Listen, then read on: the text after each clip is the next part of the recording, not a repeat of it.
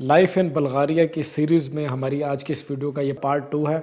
और इस वीडियो के अंदर मैं आपको तमाम चीज़ें एक्सप्लेन कर दूंगा। एकोमोडेशन के कितने चार्जेस आते हैं, फूड के कितने एक्सपेंसेस आते हैं, खाने पीने का कितना खर्चा बनता है आपका एक महीने का, ट्रांसपोर्टेशन के ऊपर आपकी कितनी कॉस्ट आएगी, मोबाइल बिल्स कितने होते हैं जो आप इंटरनेट वगैरह यूज़ करते हो, और स्टूडेंट पार्ट टाइम जॉब करके कितने पैसे अर्न कर लेते हैं, और वर्कर्स फुल टाइम पे जॉब करके कितने पैसे अर्न कर लेते हैं बल्गारिया के अंदर। तो इन तमाम चीज़ों के ऊपर आज की इस वीडियो में बात होगी। तो अगर आप बल्गारिया आने के लिए इंटरेस्टेड हो तो प्लीज़ इस वीडियो को आखिर तक ज़रूर देखिएगा। और अगर आप हमारे चैनल पर नए हैं तो चैनल को सब्सक्राइब कर दें और घंटी के आइकन पर भी प्रेस कर दें ताकि आपको मज़ीद फ्यूचर में आने वाली हमारी वीडियोज़ टाइम पर मौसूल हो सकें। तो गाइज़, मेरा नाम है ज़ीशान आसिम और आज की इस वीडियो में मैं आपको बल्गारिया के एक्सपेंसेस के हवाले से बताऊंगा कि बल्गारिया में कितने एक्सपेंसेस आपके होने वाले हैं। तो सबसे पहले स्टार्ट करते हैं एकोमोडेशन से कि एकोमोडेशन की मद में आपका कितना ख़र्चा होगा और कितना आप प्राइवेट अगर रहना चाहते हो या यूनिवर्सिटी डॉर्मेट्री में तो इन दोनों का कितना ख़र्चा होता है। तो स्टूडेंट्स जो यहाँ पे पढ़ने के लिए आते हैं नॉर्मली वो यूनिवर्सिटी डॉर्मेट्रीज़ में रहते हैं और डॉर्मेट्रीज़ के अंदर जो आपका रेंट होता है वो 50 यूरो से लेके 150 यूरो तक होता है मैक्सिमम।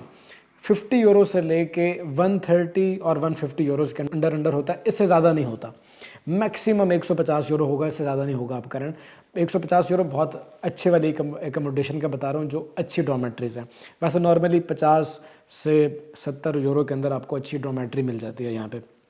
इसके बाद बात करते हैं कि अगर वो बच्चे जो प्राइवेट अपनी अपार्टमेंट लेना चाहते हैं तो अगर 4-5 लड़के मिल के एक अपार्टमेंट लेना चाहते हैं बल्गारिया के अंदर, सोफिया के अंदर, कैपिटल में, तो उनको जो ख़र्चा पड़ेगा एक एकोमोडेशन का वो पड़ेगा उनको मैक्सिमम 300 यूरो। ये स्टार्ट होता है 150 यूरो से और मैक्सिमम 300 यूरो तक जाता है, इससे ऊपर नहीं जाता। ये मैं एक एवरेज अपार्टमेंट की बात कर रहा हूँ। वो फिर आपके ऊपर डिपेंड करता है कि आप अगर बहुत बढ़िया अपार्टमेंट में रहना चाहते हो तो उसके लिए ऑफ कोर्स ज़्यादा खर्चा भी होगा, लेकिन ये मैं एक एवरेज अपार्टमेंट का आपके साथ रेंट शेयर कर रहा हूँ कि 150 to 300 यूरोज़, इससे अबव नहीं होगा आपका ख़र्चा अगर आप 4-5 लड़के मिल के एक अपार्टमेंट लेना चाहते हो तो। अब बात करते हैं फूड की कि खाने पीने का कितना खर्चा होगा। वैसे ये भी हर बंदे के ऊपर डिपेंड करता है कि आप कैसा खाना लाइक करते हो और कैसा खाना आप अफोर्ड कर सकते हो, लेकिन एक एवरेज बंदे के जो खर्चा होता है बल्गारिया में खाने पीने का वो एक महीने का खर्चा 100 यूरो से लेकर 150 यूरो तक होता है। मेरे ख्याल में ये बहुत ही चीप है कि आप 100 यूरो से 150 यूरो के अंदर खाने पीने का सारा खर्चा एक महीने का आप निकाल रहे हो, तो मेरे ख्याल में बहुत सस्ता कंट्री है। ट्रांसपोर्टेशन की बात कर लेते हैं कि ट्रांसपोर्टेशन के ऊपर आपको कितना एक्सपेंस आएगा। तो वैसे तो स्टूडेंट्स जो यहाँ पे पढ़ने के लिए आते हैं क्योंकि उनके पास स्टूडेंट कार्ड होता है तो उस स्टूडेंट कार्ड की वजह से उनको ट्रांसपोर्टेशन के ऊपर काफ़ी सारा डिस्काउंट मिलता है, लेकिन फिर भी अगर हम कैलकुलेट करें ट्रांसपोर्टेशन के ऊपर आपका कितना खर्चा होगा तो ओवरऑल अगर देखा जाए तो एक महीने का 20 यूरो से लेके 30 यूरो तक का खर्चा होगा आपका, यानी कि 20 यूरोज़ टू 30 यूरोज़ आपका खर्चा होगा ट्रांसपोर्टेशन का। इसके अंदर अगर आप टैक्सी यूज़ करना चाहते हो या अगर आप किसी को एयरपोर्ट पे पिक करने जा रहे हो तो वो मैं इसमें ऐड नहीं कर रहा, मैं ये सिर्फ पब्लिक ट्रांसपोर्ट ऐड कर रहा हूँ जो आप अपनी मंथली रूटीन के लिए यूज़ करोगे। तो 20 से 30 यूरो के अंदर आप वहाँ पे एक महीने में अपनी ट्रांसपोर्टेशन का ख़र्चा उठा सकते हो। इसके बाद एक सवाल ये था कि सर स्टूडेंट्स को कितने घंटे अलाउ होते हैं काम करने के लिए, क्योंकि स्टूडेंट बल्गारिया में आते हैं स्टडी वीज़ा के ऊपर और उनको जो अलाउ होता है वो स्टूडेंट परमिट अलाउ होता है कि वो यहाँ पे सिर्फ स्टडी कर सकते हैं, लेकिन पार्ट टाइम पे वो जॉब कर सकते हैं और उनको कुछ घंटे अलाउ होते हैं एक हफ़्ते में। एक हफ़्ते में बल्गारिया में स्टूडेंट सिर्फ 20 आवर्स काम कर सकता है, 20 घंटे से ज़्यादा वो काम नहीं कर सकता। 20 घंटे स्टूडेंट्स यहाँ पे काम करते हैं। वैसे तो छुप के काफ़ी सारे स्टूडेंट्स ओवर भी काम करते हैं लेकिन वो इलीगल होता है। 20 घंटे लीगली अलाउ होते हैं एक स्टूडेंट को काम करने के लिए। तो नॉर्मली जहाँ पे जो लड़के बल्गारिया में काम करते हैं, फूड डिलीवरी का काम करते हैं, रेस्टोरेंट में बहुत बड़े तादाद में लोग काम करते हैं, कंस्ट्रक्शन की फील्ड में भी स्टूडेंट्स काम करते हैं पार्ट टाइम में, तो जॉब्स हैं बहुत सारी हैं बल्गारिया में। तो 20 आवर्स पर वीक अलाउ होते हैं एक इंटरनेशनल स्टूडेंट को कि वो वहाँ पे काम कर सके बल्गारिया में अपना ख़र्चा चलाने के लिए। तो आई थिंक ये थोड़े से कम है क्योंकि अब बहुत सी कंट्रीज़ ने इन आवर्स को एक्सटेंड कर दिया, लेकिन बल्गारिया में ये स्टिल 20 आवर्स हैं। तो आई होप कि क्योंकि अब बल्गारिया शेंजन में आ चुका है तो मे बी वो इसको 4-5 घंटे मज़ीद एक्सटेंड कर दें कि आप हफ्ते में 24-25 घंटे काम कर सकते हो। I hope so. तो अब बात कर लेते हैं सैलरी पैकेजेस की, कि अगर आप बल्गारिया में आ रहे हो as a full time worker तो आपकी कितनी सैलरी बनेगी, और अगर आप आ रहे हो एज ए स्टूडेंट तो पार्ट टाइम पे काम करके आप कितने पैसे सेव कर सकते हो, या कितनी आपकी अर्निंग होगी।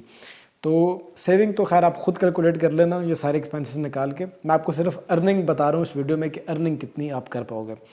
तो फुल टाइम जो वर्कर हैं वो कंपनी के अंदर काम करके मिनिमम वेजेस जो हैं बल्गारिया के अंदर वो इस वक्त 551 यूरोज़, यानी कि 550 यूरोज़ इस वक्त मिनिमम वेजेस हैं। लेकिन ओवर टाइम लगा के जो यहाँ पे वर्कर्स काम कर रहे हैं तो ओवर टाइम लगा के तकरीबन सारे ही 700-750 यूरो निकाल लेते हैं।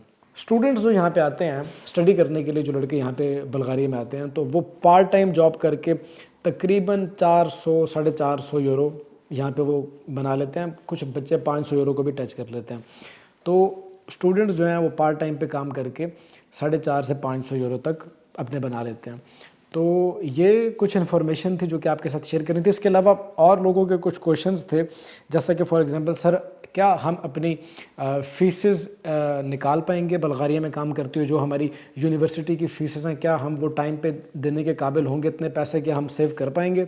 एक ये क्वेश्चन था, और एक ये क्वेश्चन था कि कौन सी यूनिवर्सिटी में और एडमिशन कैसे करवाया जाए और वीज़ा कैसे अप्लाई किया जाए, स्टडी वीज़ा।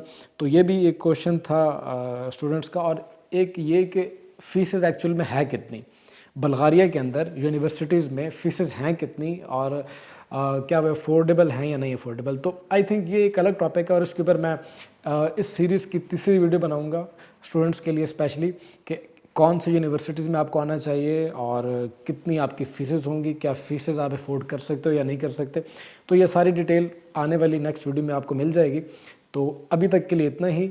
अगर आपको ये वीडियो अच्छी लगी हो तो वीडियो को लाइक कीजिएगा, और इसके अलावा कोई भी आपकी क्वायरी हो, कोई क्वेश्चन हो बल्गारिया से रिलेटेड, या अगर आप अपने डॉक्यूमेंट्स की वेरिफिकेशन करवाना चाहते हो या कोई और सर्विस लेना चाहते हो हमारी, तो इस दिए गए ईमेल एड्रेस के ऊपर आपको अपने डॉक्यूमेंट्स भेजने होंगे, आपको अपनी क्वायरी भेजनी होगी। और डॉक्यूमेंट वेरिफिकेशन की या सर्विसेज हमारी लेने की ऑफ कोर्स एक फ़ीस होती है जो कि आपको ऑनलाइन पे करनी होगी, और उसके साथ ही हमारी टीम आपको रिस्पॉन्स कर देगी। इसी के साथ अब ज़िशान आसिम को दीजिएगा इजाज़त। मिलते हैं इसी तरह की किसी अगले वीडियो में, तब तक के लिए टेक केयर, अल्लाह हाफ़िज़।